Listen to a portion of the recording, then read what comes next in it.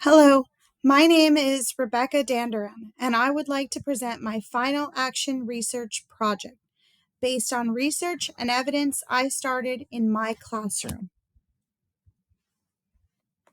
In step 1, I would like to introduce the evidence-based problem here.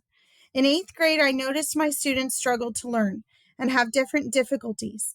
So I wanted to know how I could help them learn more effectively.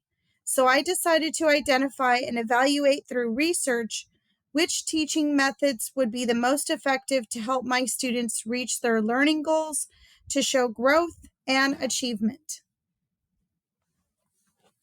Therefore, I gathered data to help me determine my problem existed.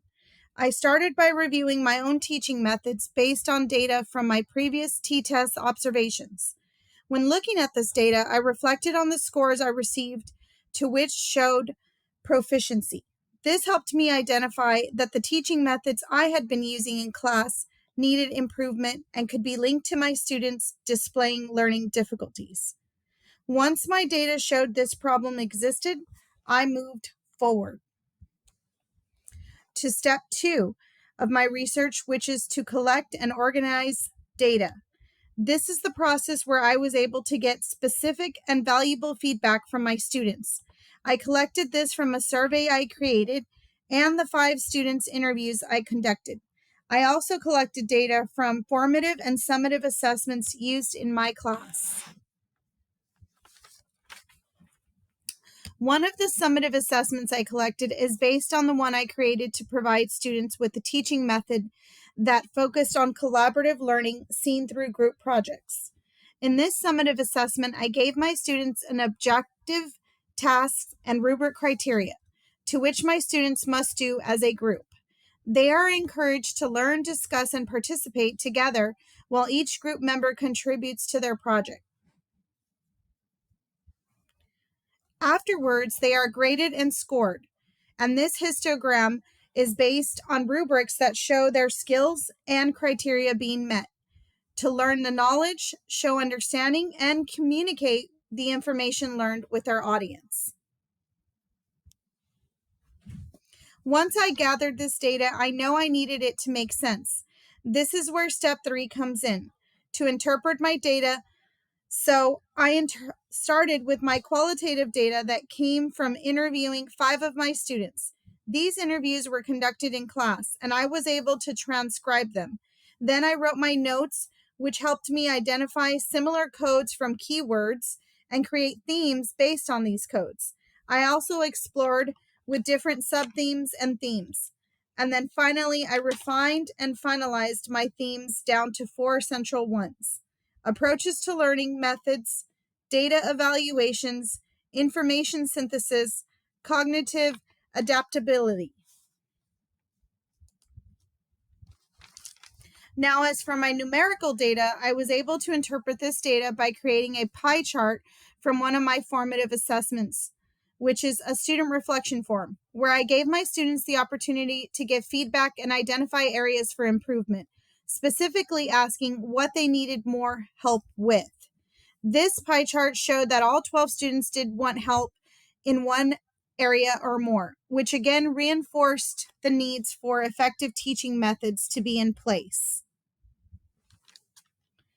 In this next slide, I use numerical data again to show the results from my survey given to 22 8th grade students in my honors class. I started by asking, how do you learn? I asked this because I wanted to know how that impacted my students' learning struggles when they weren't taught in a style that fits their needs. I was intrigued by the data that showed more than half, 50%, needed to be moving around and learn better with hands-on activities. This helped me rethink how I was giving mostly digital assignments or activities that required students to answer from their desks.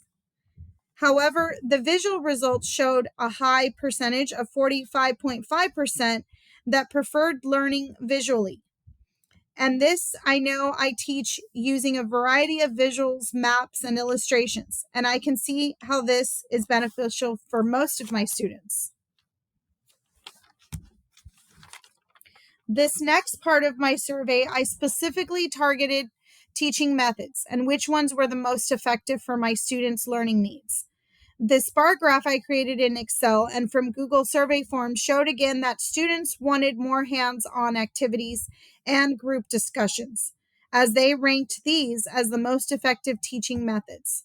And this also helped me reflect that most of my teaching methods are based on group discussions. In my next slide, I received data from my survey that asked my students how often they needed guided practice compared to independent study. Also, a majority responded with 1 to 2 times a week. This helped me reflect on my students' struggle in class when I give them too much guided practice and sometimes didn't allow them to work independently to show their knowledge and skills practiced. As for my last question from my survey, the data I was able to interpret was based on the satisfaction of learning in my class. I was also able to create graphs and receive the pie chart that showed a majority of my students' honors were very satisfied with their learning. This data reflects the expertise I have gained from 7 years in teaching. It is through my teaching methods, differentiation, and listening to my students' feedback that I attribute these positive responses. I know for sure my teaching methods include whole group discussions, think, pair, share activities, as history is a story, and I use many visuals and higher order thinking skills to get my students to become inquirers and fully engaged with the content I'm teaching. However, in analyzing my data, I have recognized the areas I need to improve in and how I can provide my students with intervention seen in step 4 that requires action based on my data. The main purpose is to ensure that I help mitigate the problem of my students' learning difficulties and how I can turn those into strengths.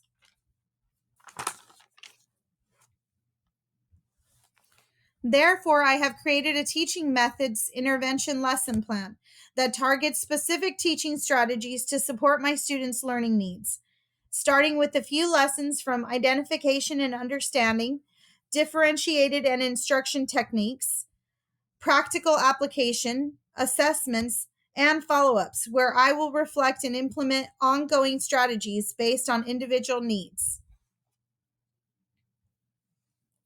In conclusion, as part of step 5, I have taken the time to reflect on the steps and process I went through in this action research project that identified my problem and interpreted qualitative and numerical data from my students to gain a better understanding of how I can implement effective teaching methods that will improve my students' learning skills.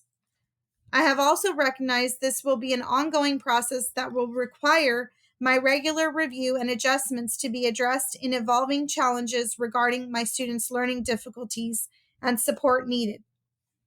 And for this reason, I will continue to use the data I receive to help drive decision-making choices that will include starting with the end in mind, which is to see successful student learning happen by providing effective teaching methods in my class. Thank you very much for your time.